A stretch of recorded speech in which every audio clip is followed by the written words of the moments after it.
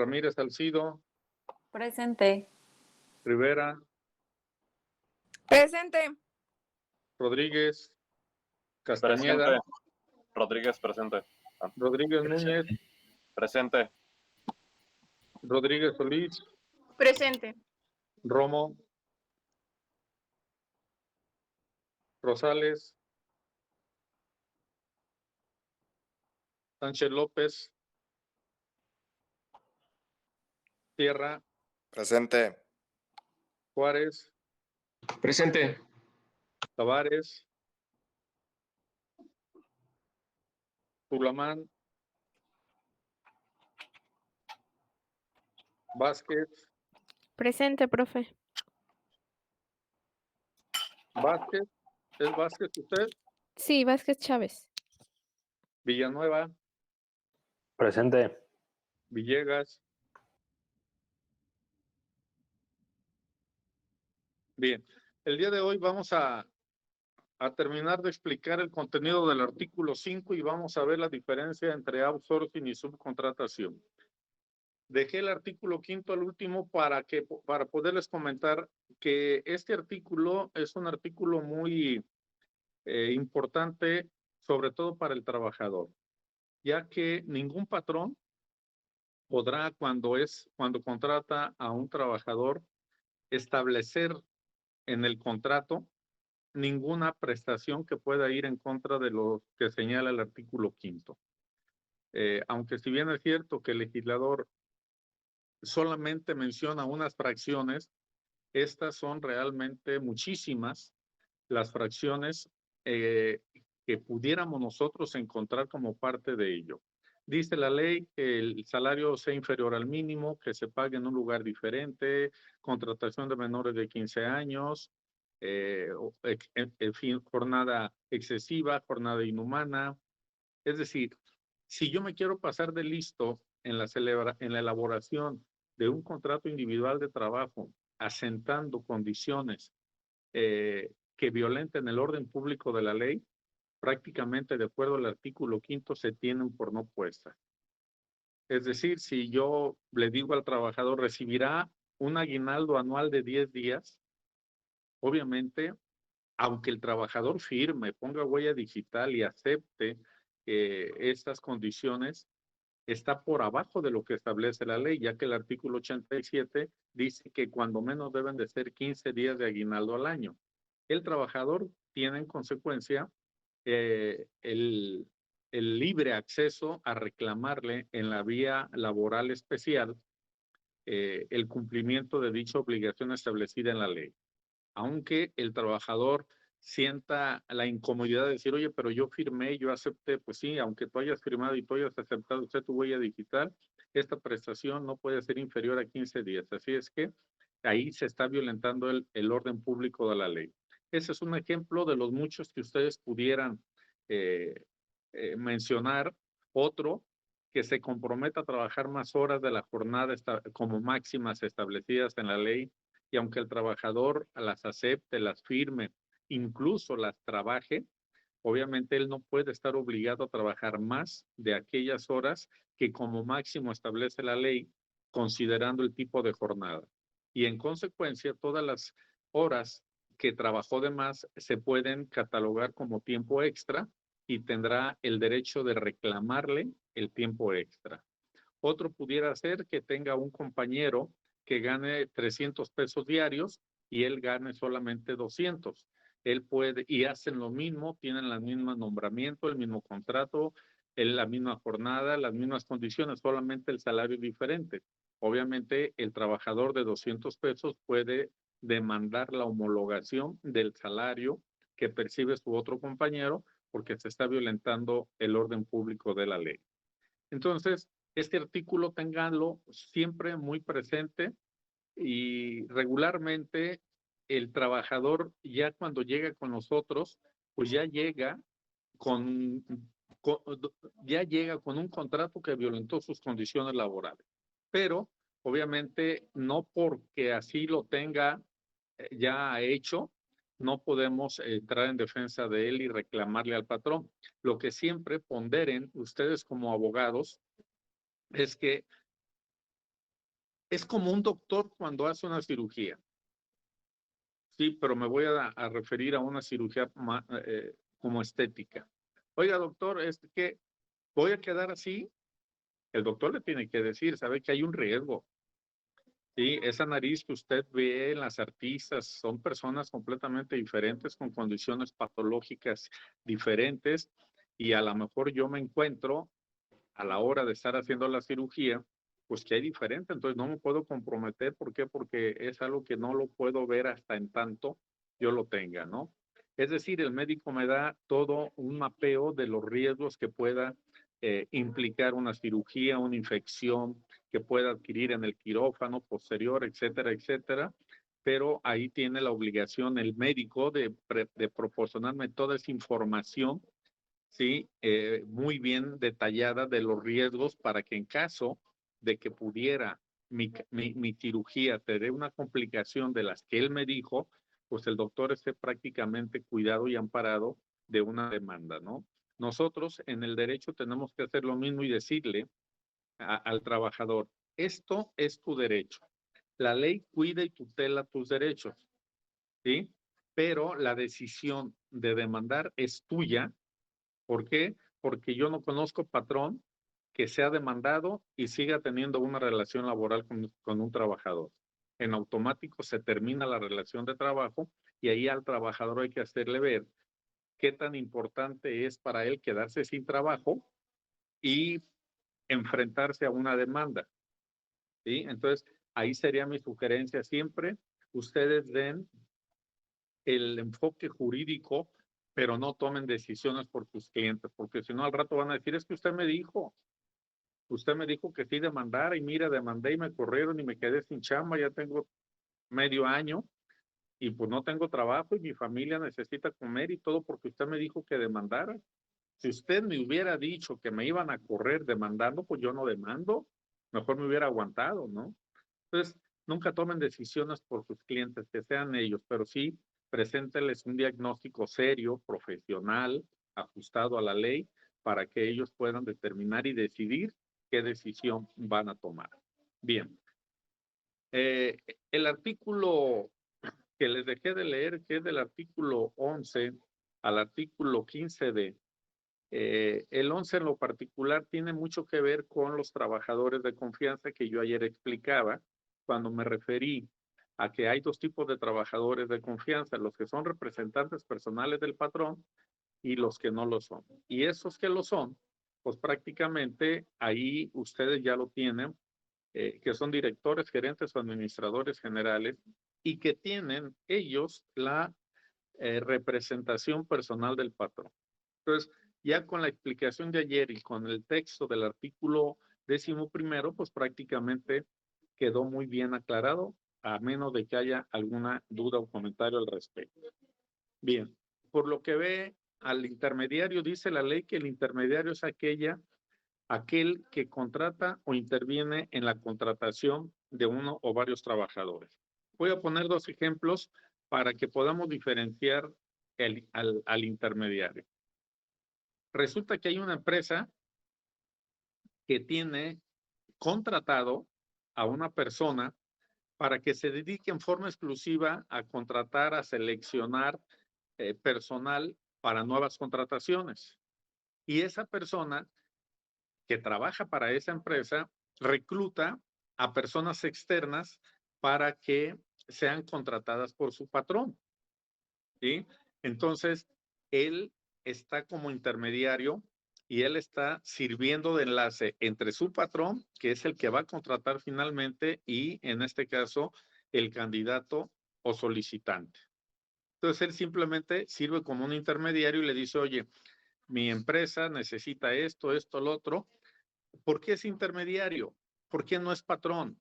Ese intermediario, porque él no firma el contrato individual de trabajo. El contrato individual, suponiendo que el solicitante sea contratado, va a ser suscrito por el patrón o por su representante legal y no por el que lo contrató, que en ese caso sería un empleado más de la empresa, pero él solamente sirvió como contacto, como conexión para dichos fines. Entonces, ese sería un caso de un intermediario donde no existe ninguna relación laboral entre el trabajador ni él.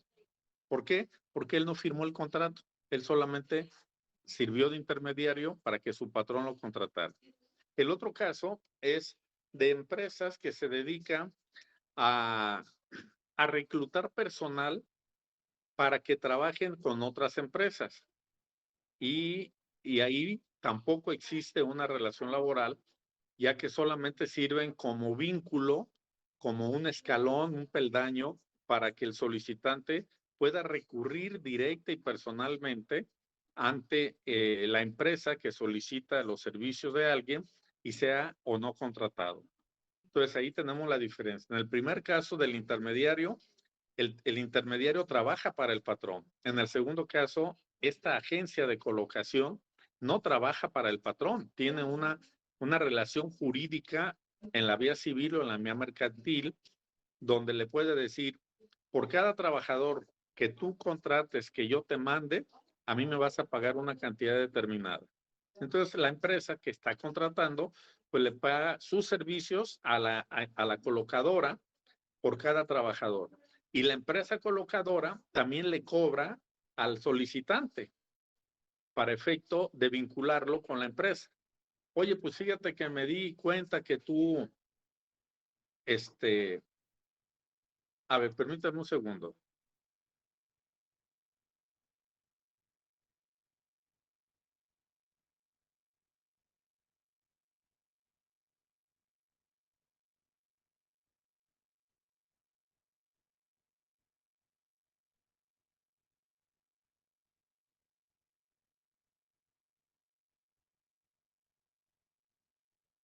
Perdón.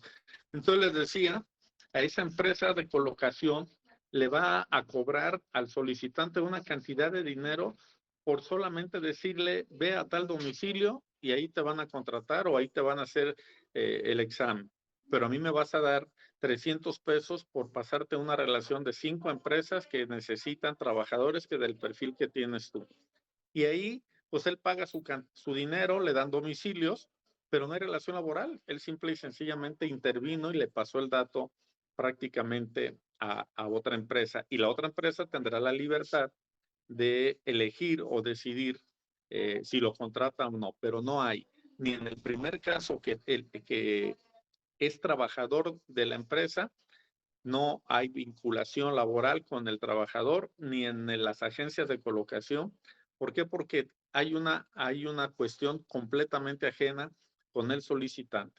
Ahí estamos nosotros hablando prácticamente de un intermediario, ¿sí?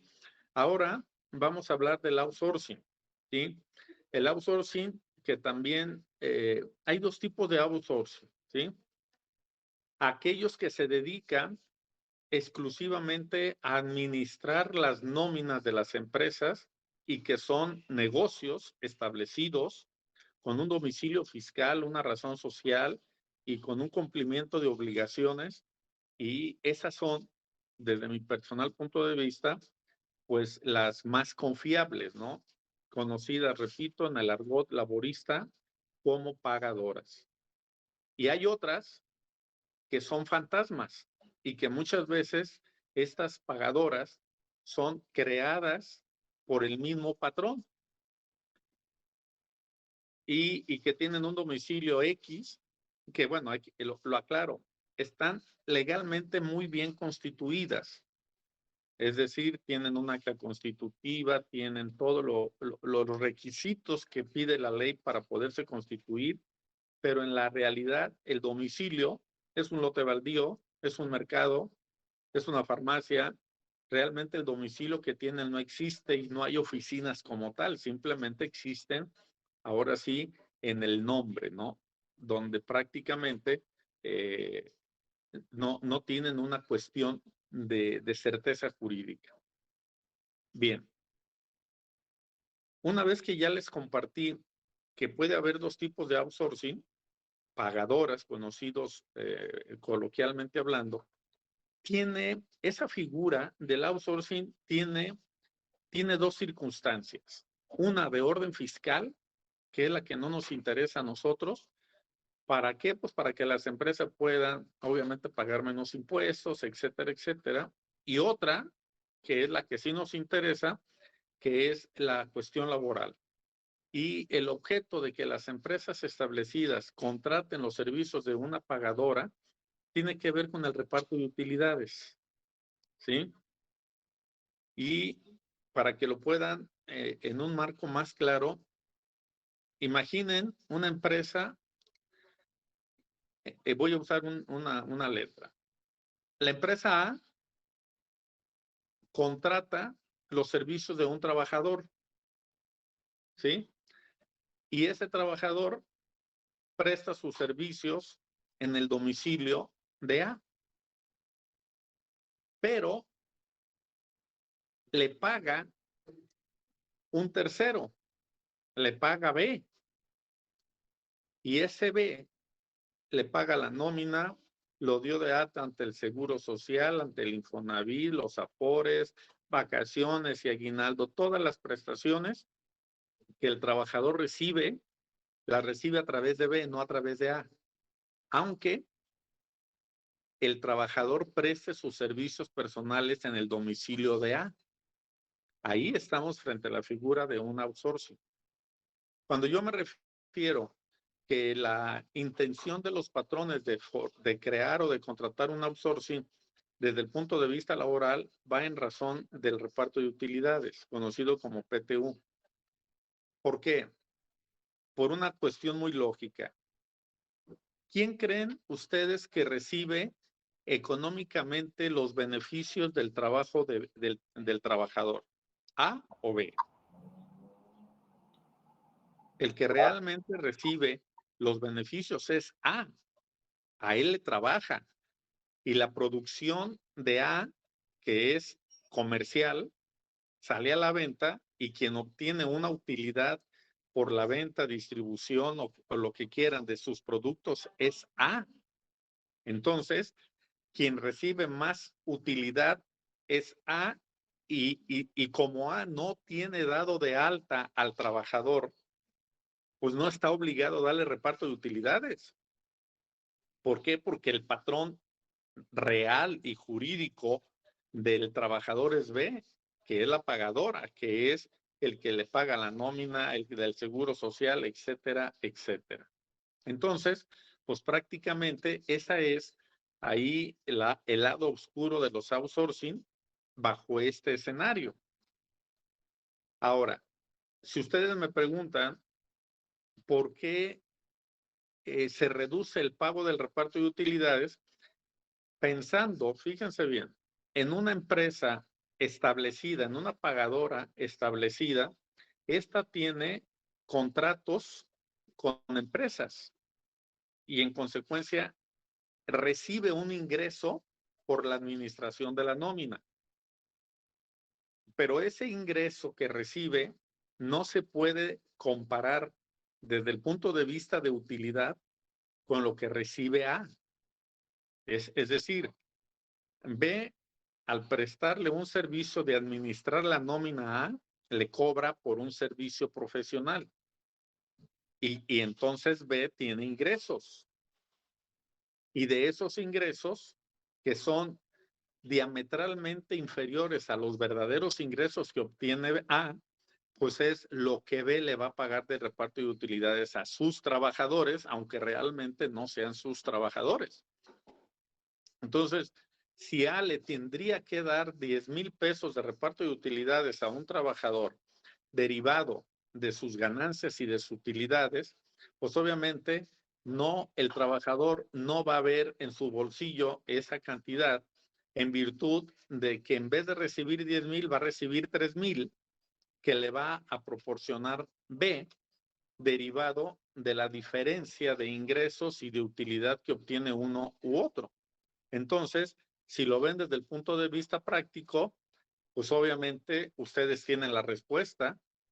Se está ahorrando 7,000 pesos A en favor del trabajador y solamente va a pagar 3. Y que realmente quien paga los 3,000 pesos es A, no es B, nada más que A le transfiere a B esos 3,000 pesos para que B le pague de utilidad a su trabajador.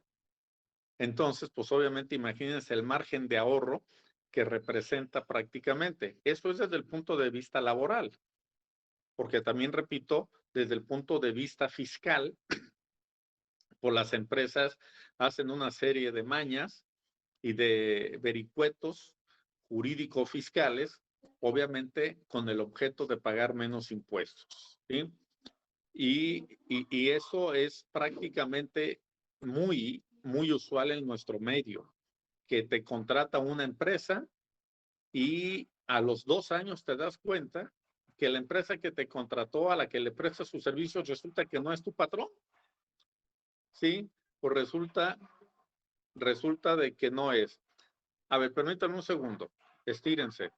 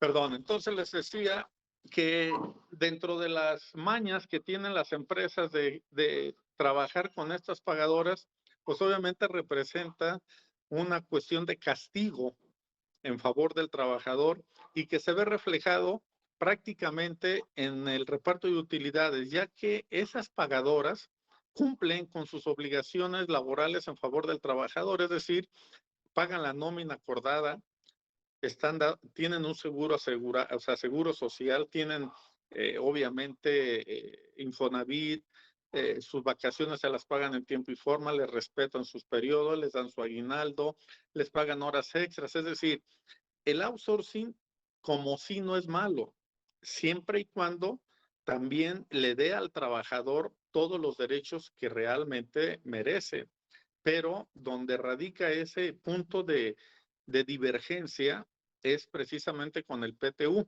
Y entonces, pues obviamente también si la empresa paga menos PTU, es una cuestión que él puede justificar ante el fisco a través de figuras jurídicas o figuras fiscales que los contadores saben manejar muy bien para que el patrón cada vez tenga más utilidad y que yo la verdad no entiendo por qué siempre el sacrificado debe de ser el trabajador y que gracias al trabajador el patrón tiene lo que tiene, ¿sí? Si no fuera por el trabajador, pues el patrón no tendría prácticamente las utilidades que tiene y que yo en lo personal no me explico el por qué siempre el sacrificado, repito, tiene que ser el trabajador.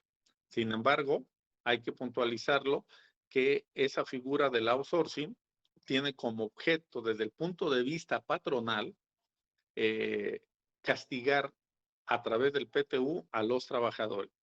Y repito, si fuera el outsourcing una figura que respetara, pues prácticamente estaríamos hablando de que el outsourcing sería muy bueno.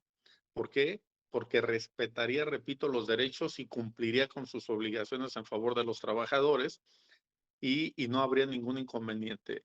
En Estados Unidos y en algunos países de Europa, 4 de cada 10 trabajadores son contratados por pagadoras o por outsourcing. Es decir, la figura del outsourcing no es una figura de nosotros, es una figura internacional, pero que tiene mucho éxito en otros países. El problema es la cultura financiera que tenemos los mexicanos, donde siempre estamos buscando la forma de hacer tranzas, siempre estamos buscando la forma de joder al otro, y como patrón, pues obviamente de no pagarle al fisco los impuestos que tenemos que hacerlo, y si tengo que perjudicar al trabajador, pues a mí me vale un soberano cacahuate.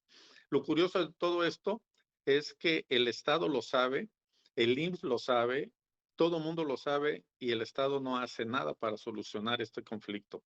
Por eso, o ahorita en esos momentos, se iba a aprobar el año pasado en la Cámara de Senadores la regulación del outsourcing, pero obviamente los patrones se pusieron en contra y el Senado decidió aplazar. Y en estos momentos que hay receso en la Cámara, se va a volver a retomar cuando inicie el periodo ordinario de sesiones, se va a tener que volver a tomar el tema del outsourcing para su regulación, que no es otra cosa más que negociar, ¿eh? Y yo lo entiendo, o sea, también me pongo desde el punto de vista del patrón. ¿Qué pasaría si yo como Estado, como intermediario en la relación obrero-patronal, presiono al patrón de tal forma que él haga que lo ahuyente de su inversión y se lleve su dinero y su inversión a otro país? Yo necesito también inversionistas que generen fuentes de empleo para reactivar mi economía. Y a cambio de ello, tengo que darles pues, protecciones de orden fiscal. Porque si no, imagínense, va a pasar lo que está pasando en Guatemala, en Honduras, que día a día vemos la cantidad de migrantes que vienen y atraviesan nuestro país y que dicho sea de paso, muchos se quedan aquí, no van ni siquiera a Estados Unidos, ese es el gran pretexto. Y como tenemos un presidente que es todo amor y a todo mundo le da trabajo y quiere dar dinero a todo mundo, pues obviamente no le genera fuentes de empleo a los mexicanos y anda protegiendo a los extranjeros. Y eso es una cuestión que también creo que es una cultura muy de nosotros, donde el objetivo siempre es transar, joder y perjudicar al trabajador. El Estado tiene esa responsabilidad de vigilar y de cuidar dicha circunstancia.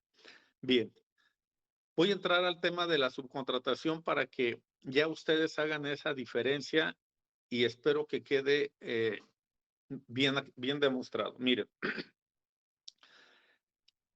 la subcontratación, a diferencia del outsourcing, tiene 3 características. Es parcial, especializado y diferente. Parcial, especializado y diferente. Eso viene en la ley. Ahora, para poder entender esto, dice la ley que debe de haber 2 empresas establecidas, 2 empresas legal y jurídicamente establecidas, donde cada una tenga su propio soporte jurídico. Es decir, registros patronales ante el IMSS, 2 empresas, contrato colectivo con 2 empresas, legalmente reconocido por la autoridad laboral, pago de prestaciones, IMSS, Afores, Infonavit, etcétera, etcétera.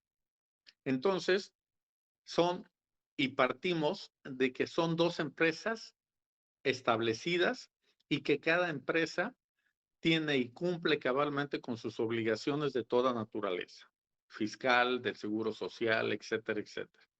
Entonces, para poder entender la subcontratación y diferenciarlo del outsourcing, voy a poner un ejemplo.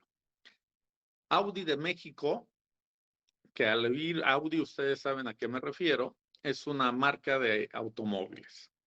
Pero Audi de México, como una empresa automotriz y armadora, no produce ni fabrica todos los insumos que nosotros conocemos en un vehículo.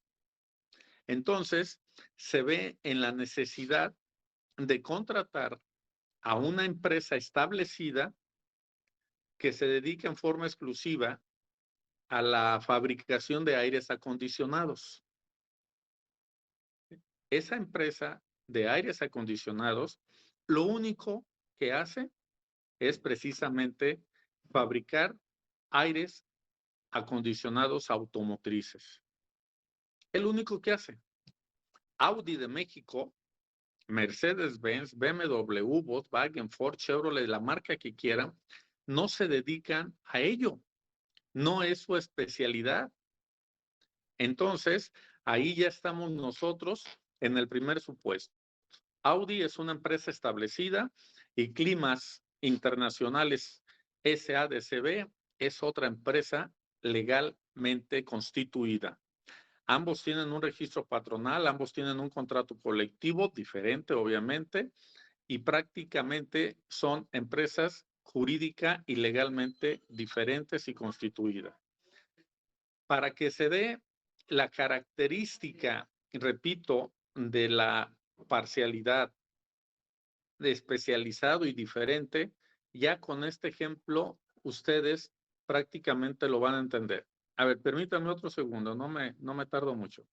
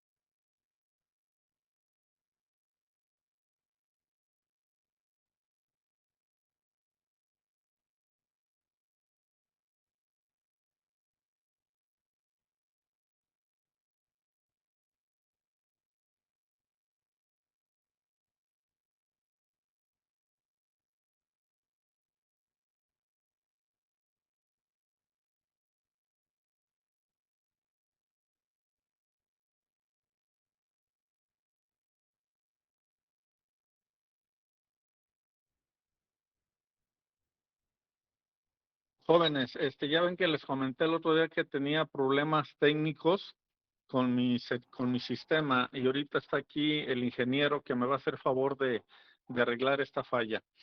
Por favor, dejamos pendiente el tema de terminar de la subcontratación, pero háganme un favor, lo terminamos de ver el próximo lunes. Lean del artículo 16 al 21. Del artículo 16 al artículo 21 y el próximo lunes termino de ver lo de la subcontratación y entramos al tema de las relaciones de trabajo. Una disculpa, pero sí prefiero ya tener solucionado esta cuestión ya de la conectividad. Cuídense mucho y nos vemos el próximo lunes. Gracias.